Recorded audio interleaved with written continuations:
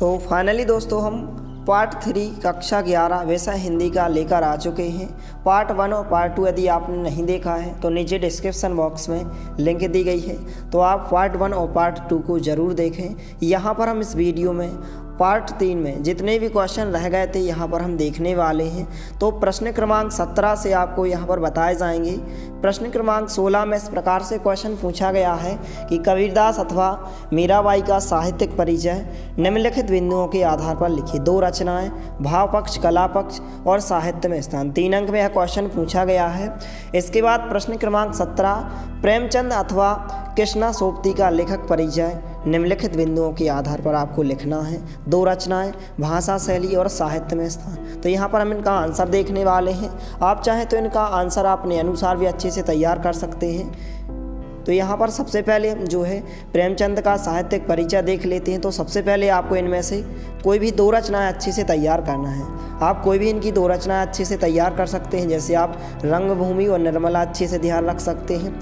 इसके बाद जो है साहित्यिक विशेषता में इनकी आपको भाषा शैली, आपको यहाँ पर क्या लिखना है, भाषा शैली लिखना है। यहाँ से लेकर यहाँ तक आप लिखेंगे। इसके बाद जो है आप साहित्य में स्थान लिखेंगे। तो साहित्य में स्थान इसका इस प्रकार से होगा। इसके बाद प्रश्न क्रमांक 17 के अथवा में जो क्वेश्चन पूछा गया है कृष्णा सोबती का साहित्यिक परिचय, तो आपको इनकी कोई भी इनमें से 2 रचनाएँ अच्छे से तैयार करना है। इसके बाद साहित्यिक परिचय में आपको इस प्रकार से आपको लिखना है।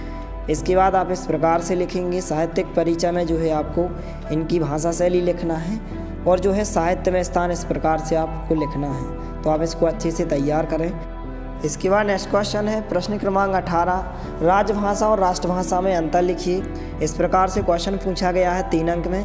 तो इस प्रकार से आंसर दिया गया, तो आप इसका फास्ट स्क्रीनशॉट ले लीजिए।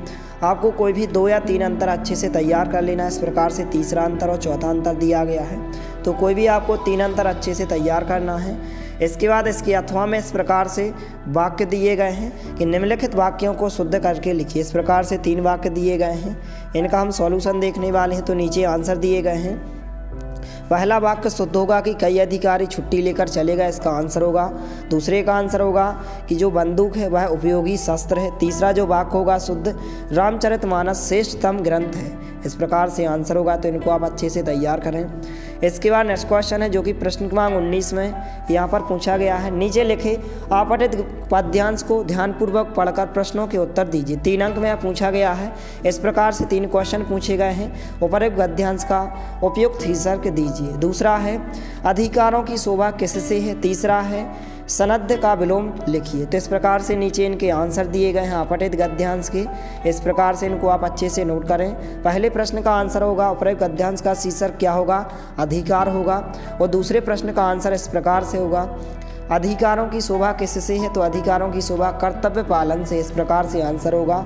और सनद का विलोम शब्द क्या होगा, असनद होगा। इस प्रकार से आपको ध्यान रखना है। इसके बाद इसके अथवा में इस प्रकार से पूछा गया है, इसको भी आप अच्छे से तैयार करें। तो यहाँ पर इसमें 3 क्वेश्चन पूछे गए। काव्यांश दिया गया, काव्यांश का उचित शीर्षक लिखना है। यामिनी का पर्यायवाची शब्द लिखना है और उपरोक्त काव्यांश का भावार्थ लिखना है। तो इनका आंसर देखने वाले हैं। तो इस प्रकार से इस काव्यांश में 3 क्वेश्चन पूछे गए थे। तीनों क्वेश्चन के आंसर हो जाएंगे इस प्रकार से दिए गए हैं। तो इनका आप फर्स्ट स्क्रीनशॉट ले लीजिए। इस प्रकार से दिए गए हैं। इसके बाद प्रश्न क्रमांक 20 इस प्रकार से प्रश्न पूछा गया है। निम्नलिखित पद्यांशों की संदर्भ प्रसंग सहित व्याख्या कर लिखिए। इस प्रकार से 2 पूछे गए हैं, अथवा में इस प्रकार से पूछा गया है। तो हम इनका सॉल्यूशन देखने वाले हैं। तो सबसे पहले जो पहले नंबर पर दिया गया है, इस प्रकार से इसका संदर्भ हो जाएगा। इस प्रकार से इसके जो रचयिता है कवि है महात्मा कवि जो है कबीरदास जी हैं। इस प्रकार से प्रसंग हो जाएगा और इस प्रकार से व्याख्या हो जाएगी। तो इसका आप फर्स्ट स्क्रीनशॉट ले लीजिए। इस प्रकार से आंसर होगा। इसके बाद इस प्रकार से और आगे भी आप लिख सकते हैं। इसके बाद जो है इसके अथवा में जो पूछा गया इस प्रकार से मेरे तो गिरधर गोपाल दूसरों ना कोई। तो इस प्रकार से संदर्भ होगा, प्रसंग होगा और व्याख्या हो जाएगी। तो इसको आप अच्छे से नोट करें। इसके बाद जो है प्रश्न क्रमांक 21 में जो है गद्यांश पूछा गया है कि निम्नलिखित गद्यांशों की संदर्भ प्रसंग सहित व्याख्या कर लिखिए। तो इस प्रकार से इन दोनों को आपको अच्छे से तैयार करना है। आप चाहें तो इनका आंसर अपने अनुसार भी कर सकते हैं, जो भी आपने पहले से तैयार किया है तो आप वही अच्छे से तैयार करें, या फिर हम आपको जो बता रहे हैं वो भी आप अच्छे से तैयार कर सकते हैं।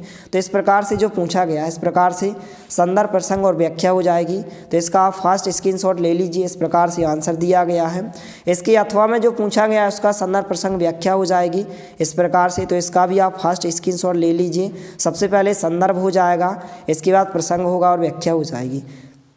इसके बाद प्रश्न क्रमांक 22 इस प्रकार से क्वेश्चन पूछा गया है, नगर निगम नगर पालिका अध्यक्ष को नियमित सफाई न होने पर एक शिकायती पत्र लिखिए। इसके अथवा में पूछा गया है, अपने पत्र को जो है गर्मी की छुट्टियों में पचमढ़ी भ्रमण हेतु साथ आने के लिए एक पत्र लिखिए इस प्रकार से।